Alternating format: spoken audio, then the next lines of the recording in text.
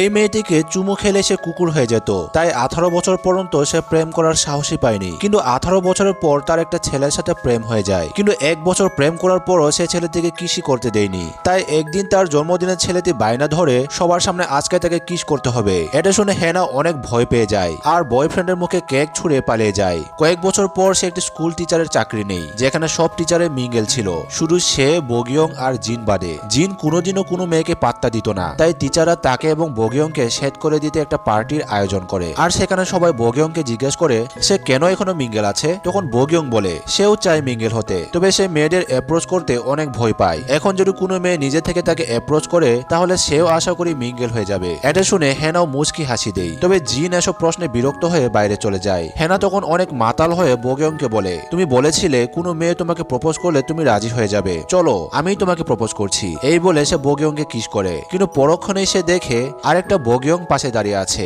আর সে নেশার করে যাকে কিস করেছে সে ছিল জিন। সাথে সাথে তার নেশা কেটে যায় আর লজ্জা পেয়ে একা বাড়ির দিকে দৌড়ে পালিয়ে যায়। তবে কোনো ছেলেকে কিস করায় সে যেতে যেতে কুকুর হয়ে যায়। তাই সে নিজের জুতা মুখে নিয়ে বাড়ির উদ্দেশ্যে রওনা দিতে থাকে। কিন্তু বাড়িতে যখন পৌঁছায় তখন তার ভাই স্ট্রেট ডগ ভেবে তাকে তাড়িয়ে দিতে চায়। কিন্তু তখন হেনা এমন কোড সংকেত ভাইকে দেখায় যেটা দেখে সেও বুঝে যায় এটা তার বোন। তাদের পুরো পরিবারে অভিশাপ ছিল জীবনের প্রথম কিস পাওয়ার সাথে সাথে পরিবারের সদস্যরা রাত 12টার পর কুকুর হয়ে যাবে আর 6 ঘন্টা পর সে আবার মানুষ হতে পারবে। এটা 100 দিন পর্যন্ত থাকবে। তবে যাকে সে কিস করেছে সে যদি কুকুর থাকা অবস্থায় তাকে কিস করে তাহলে এই অভিশাপটা কেটে যাবে। তাই সে জিনের ভাটিজা চুয়ানের সাহায্য নিয়ে জিনের বাড়িতে আশ্রয় নেই। তারপর জিন ঘুমিয়ে পড়লে সে তাকে কিস করে, কিন্তু কিছুই হয় না। সে বারংবার চেষ্টা করে কিন্তু কোনো কাজেই আসে না। তাই সে পরের দিন তার মাকে জিজ্ঞেস করে সে গতকাল মানুষ হওয়ার জন্য তার প্রথম কিসারকে কিস করেছিল, কিন্তু কোনো কাজ হলো না কেন। তখন তার মা বলে লোকটি যদি ঘুমিয়ে থাকে তাহলে কাজ হবে না, তাকে কিস করতে হবে তার জেগে থাকা অবস্থায়, আর অবশ্যই লোকটিরও এই কিসে সম্মতি থাকতে হবে।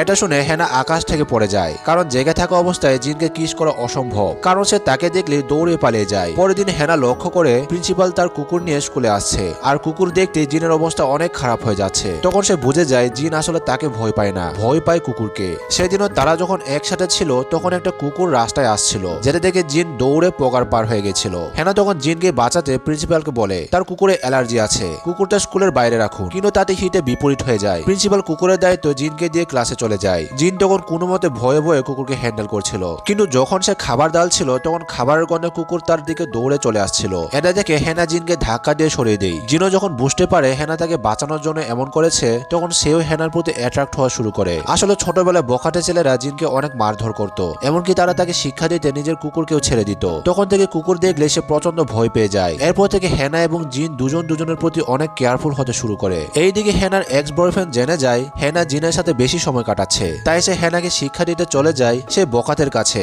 যে জিনকে ছোটবেলায় বুলি করত।